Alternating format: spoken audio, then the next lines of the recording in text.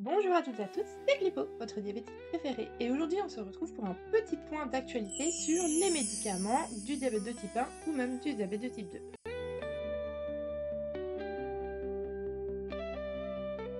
Mais avant tout, n'oubliez pas de vous abonner et d'activer la petite cloche de notification pour ne rien louper. Vous pouvez également me suivre sur TikTok et Instagram, comme d'habitude, pour du contenu un peu plus court et exclusif.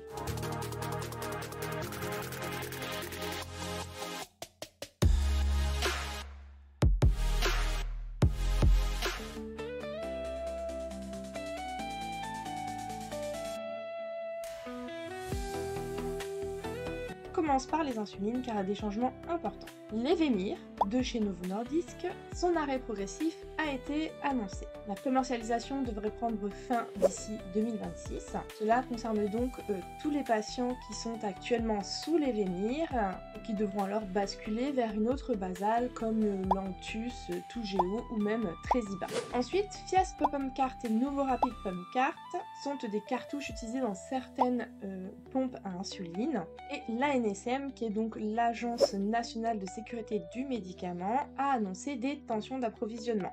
Actuellement, l'ANSM du coup a demandé de ne plus faire d'initiation de nouveaux patients pour ce type de forme d'insuline, de manière à réserver les cartouches qui restent pour les patients qui sont déjà traités de cette manière. Le retour à la normale est prévu pour fin 2025, mais d'ici là, les diabétologues proposent des alternatives différentes, comme par exemple de remplir les pompes à insuline avec les formes de flacons.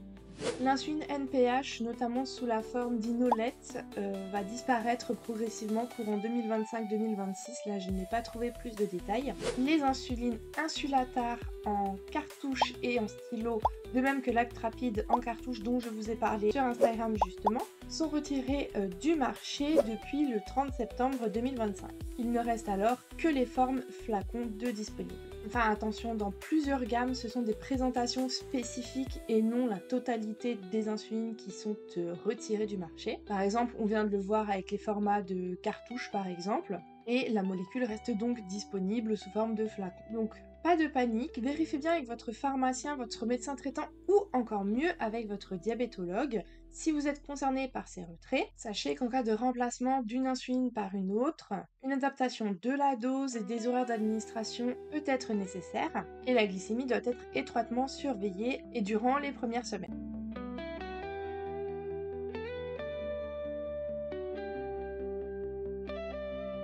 Du côté du diabète de type 2, pas mal de nouveautés du côté des traitements non insuliniques, en particulier les GLP-1. Ozempic, Trulicity, Mounjaro, dont vous avez sans doute déjà entendu parler, sont toujours en tension d'approvisionnement en fonction des régions, mais ça commence quand même à s'améliorer. Victoza, quant à elle, sera définitivement retirée du marché européen et français pour fin 2026. Alors ce ne sont pas des raisons de sécurité du médicament, c'est purement commercial. Si vous êtes actuellement sous Victoza, pensez à anticiper lors de votre prochain rendez-vous avec votre spécialiste. Je sais que les rendez-vous chez les spécialistes sont assez longs. C'est pour ça que je me suis dit, cette actualité-là, je vais la faire fin 2025 pour que vous puissiez, lors de votre rendez-vous annuel, que les spécialistes en général on le voit une fois par an, des fois plus et tant mieux. Il faudra donc voir avec eux, en parler, pour pouvoir faire une transition sur une autre molécule. Concernant Orforglipron, un nouvel analogue GLP-1 mais par voie orale, rentre en phase 3 de test. Les résultats publiés en 2025 sont très prometteurs, avec un bon contrôle glycémique et une perte de poids importante. On attend de voir la suite côté AMM, donc l'autorisation de mise sur le marché. C'est clairement un candidat qui pourrait concurrencer Rybelsus, qui est sémaglutide oral. Concernant Danuglipron de chez Pfizer, là c'est l'inverse. C'est aussi un GLP-1 oral en développement, mais le programme a été arrêté là en 2025 à cause de problèmes de tolérance, notamment au niveau du foie. Les spécialités Novonorm 0,5, 1 et 2 mg en comprimé. Donc l'ensemble de la gamme a été suspendu et donc retiré du marché au 30 septembre 2025. Je parle bien de la spécialité Novonorm. Il reste sur le marché actuellement toutes les spécialités génériques, qui est donc le Repaglinide, qui sont disponibles pour la poursuite du traitement.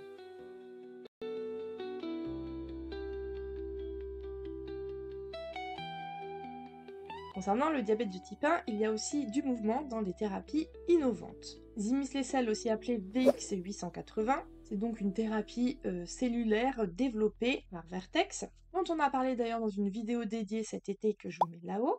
En 2025, une publication dans le New England Journal of Medicine a confirmé des résultats encourageants. Certains patients ont pu retrouver une sécrétion d'insuline endogène après transplantation de cellules dérivées de cellules souches. C'est encore en essai clinique, mais c'est un signal fort pour l'avenir. En revanche, VX264, toujours de chez Vertex, qui était une approche basée sur l'encapsulation des cellules, a du coup été arrêté. Les résultats n'étaient pas bons.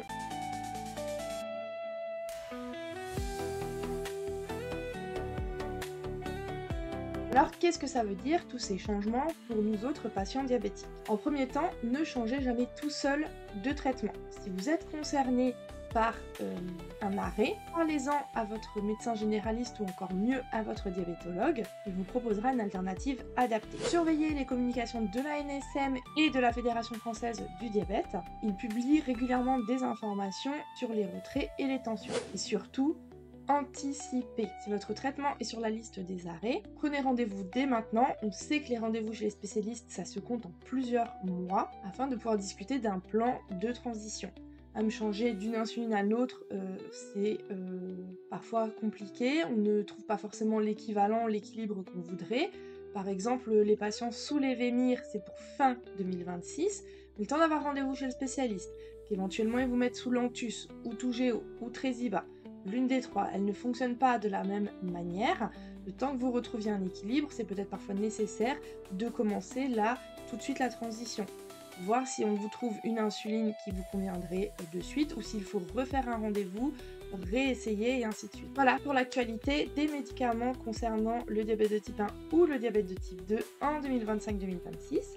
Vous l'aurez compris, des arrêts, des tensions, mais aussi des espoirs thérapeutiques avec des versions en prise par voie orale, notamment pour le diabète de type 2, ou alors des thérapies cellulaires pour le diabète de type 1. Merci à tous d'avoir regardé cette vidéo, j'espère que vous avez trouvé du contenu utile et inspirant. N'oubliez pas de liker, de partager et de commenter, c'est très important. Si vous avez des questions comme d'habitude, n'hésitez pas à les mettre en commentaire, je les lirai et j'y réponds. Continuez à prendre soin de vous, à vous informer et à soutenir ceux qui vivent avec un diabète. À la prochaine!